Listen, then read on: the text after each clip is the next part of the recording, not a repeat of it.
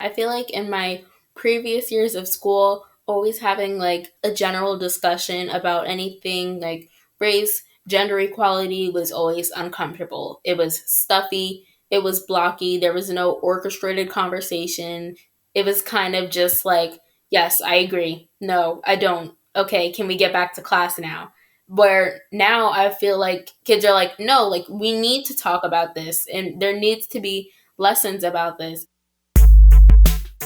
This is High Tech High Unboxed. I'm Alec Patton, and this week we're doing something special. This year our team's been working with 3 7th grade teachers from Cedarbrook Middle School in Cheltenham, Pennsylvania. They've been talking to students about what the year was like for them, and each teacher has turned these interviews into a podcast episode. We're releasing all 3 of these episodes in the same week, which is a new thing for us, but we're doing it because though each one stands alone, they also belong together. Today's episode is by Deborah DiBattista, who teaches 7th grade science at Cedarbrook, and as you'll hear, it uses excerpts from a poem that appeared during the pandemic and made it around the world. I can't credit the author because I can't find them, but we put a link to the poem in the show notes. Here's Deborah's episode. I heard that we are in the same boat, but it's not that. We are in the same storm, but not in the same boat. Your ship can be shipwrecked and not be, or vice versa. For some, quarantine is optimal, a moment of reflection or reconnection.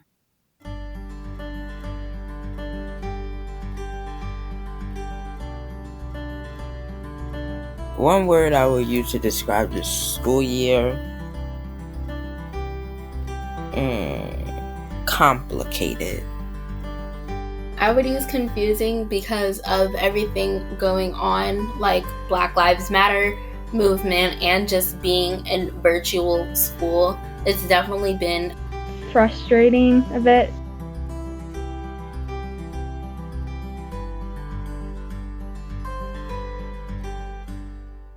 For others, this is a desperate crisis.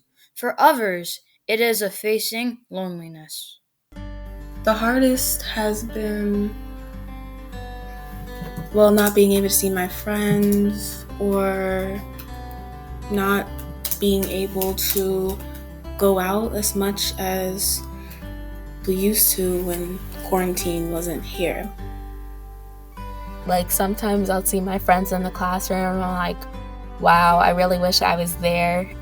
I asked my mom could I come back, and she thought about it, and she was like, I think it's best that you go back in like September. My parents made the decision for both me and my brother. At the time, they both felt like there was still too many cases and too many things on the rise about COVID-19, and they didn't really know how they felt about us going back, so they decided it would just be better if we stayed at home and did all virtual. No one wants to be left out, especially not in this time, and especially like how hard it is trying to make friends, like when you're at home and you're not seeing a lot of people and everything's virtual. It can be really hard and be harder for some people more than others. I would like more group or partner projects, more socialization between the kids. I feel like a lot of the connection is lost. Like I know personally for me and my friend group, one of my friends, none of us have been able to get in contact with her, and it's kind of sad. We don't really know what happened. She's just not there. And when we're virtual on our computers and we see like the teachers and the students like having a great time, we feel a disconnection. Connection overall is the biggest thing of what's missing. So friends, we are not in the same boat. So friends, we are not in the same boat. We are not in the same boat. Not in the same boat. We are going through a time when our perceptions and needs are completely different. Because for me, I'm not sure if it's for everybody, but at the beginning, I wasn't doing so good. Then towards like the ending of the first semester, I started to pick up on my grades. And then this when I started to get good, like at keeping up with my grades and checking on my grades and stuff. Now I'm doing better, It's not that hard. And it also seems easier because I find that I think I'm more of not a visual learner, but it helps me just to be there. It helps me stay more focused because when I'm at home, I feel like there's just a lot of distractions. But at the same time, I am happy to be at home because I do like learning in a virtual model. At school, you can kind of like see your teacher and like get more understanding, some people would say.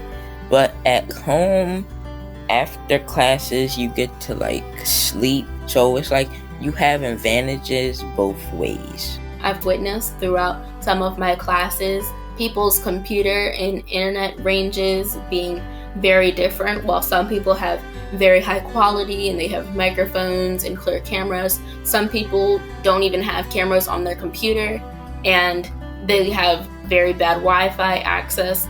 It's kind of hard with being virtual with technical problems and not being able to see other people if their cameras are off or things like that. Also, like when your meet is really, really laggy and it's hard to understand anything that's going on. Well, it has been my Wi-Fi connection. It would, go on and off, and it'd be difficult for me to do my work or to stay on meets. Somehow I've been able to manage, which is a really good thing for me.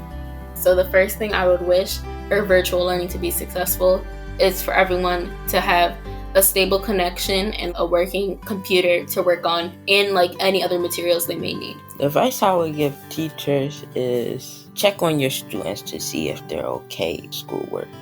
Because sometimes schoolwork is very like mentally draining and some people just want like a break from it or more help. So yeah, just check on your students to see how they're doing with schoolwork and how they're doing mentally. Yeah, having a teacher check in once in a while is helpful too.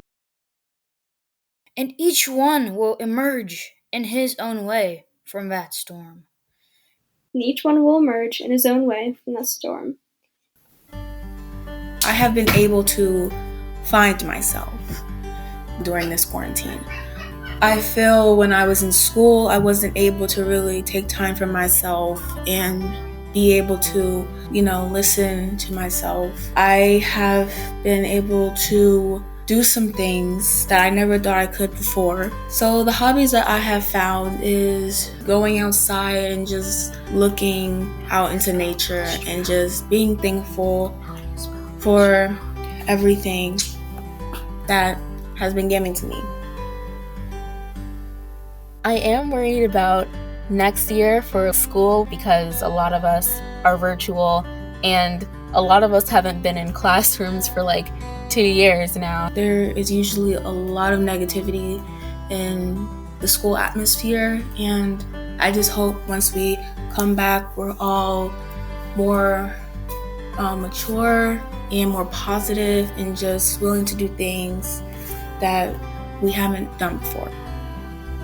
Are going to be a lot more grateful and like noticeable for what we have, even though it's not necessarily like all of the yes, let's go learn, but like just an appreciation for being able to do basic everyday things. So I think it's going to make a lot of kids be like, you know what, I may not really like going to school, but like let me do it. Like let me get up today, let me go in and let me give it my all, because this could happen any of us any day. As we can see, it was a global pandemic and a year and a half later, like I'm excited to go back to school. It's crazy.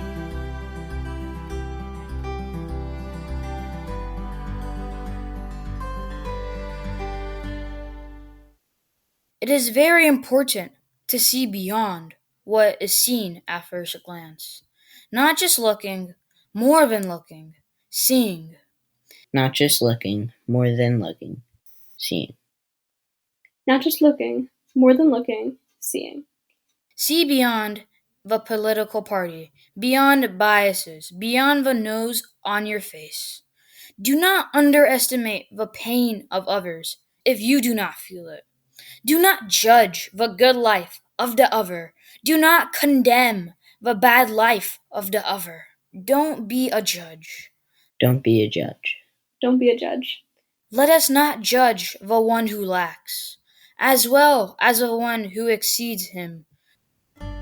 I feel like in my previous years of school, always having like a talk or like just a general discussion about anything like race, gender equality was always uncomfortable. It was stuffy, it was blocky, there was no orchestrated conversation. It was kind of just like, yes, I agree. No, I don't. Okay, can we get back to class now? Where now I feel like kids are like, no, like we need to talk about this and there needs to be lessons about this. And I feel like that's something we've gained. If you never approach anything, then how are you going to teach about it? How are you going to solve these issues?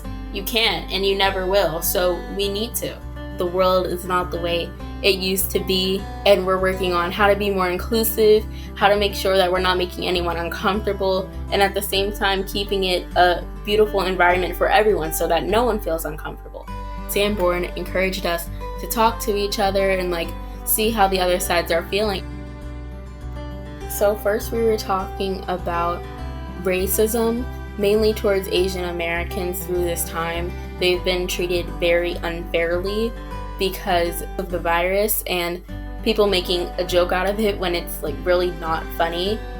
We talked about that and how a girl was being treated unfairly in her school because she was Asian. And we also saw a video from Miss Lee's daughter when she was on the news and how she was talking about how we need to include more Asian American history in our history books, because I was thinking about it and talking to my brother and I was like, you know what? I've never really learned anything about Asian American history, and it needs to be something that is like taught about and not just as like a tiny side panel in the last few pages of the book, but like an actual topic that we test on and that we read about. Honestly, I feel like all the teachers on 7C, if I ever had to say something very important, I could go to any of them and any of them would come to me with open arms and accept me. But I think that it is an open space and a lot of the people have shared their personal experiences. Don't be a judge. Let us not judge the one who lacks, as well as the one who exceeds him. We are on different ships, looking to survive. Let everyone navigate their route with respect, empathy, and responsibility. We are on different ships, looking to survive. Let everyone navigate their route with respect, empathy, and responsibility. I would wish that everyone is like at a safe place and they have like good food to eat and they feel loved and like they're surrounded by good people, because for some people like being at school could be their escape from like a bad environment at home, because there's food there and they have their friends and they're with people and teachers and other workers that care about them, versus at home it could be a completely different situation.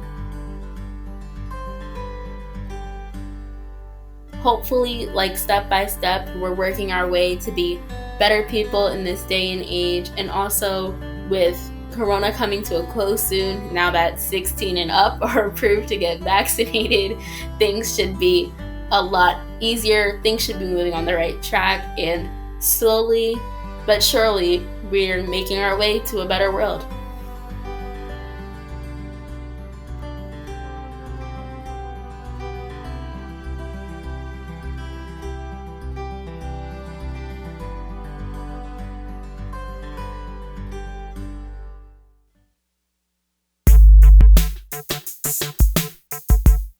High Tech High Unboxed is hosted by me, Alec Patton. This episode was written and edited by Deborah DiBattista. Our theme music is by Brother Herschel. We have a new issue of our print journal, Unboxed, that just came out. You can check that out along with lots more at hightechhighunboxed.org. All one word. Thanks for listening.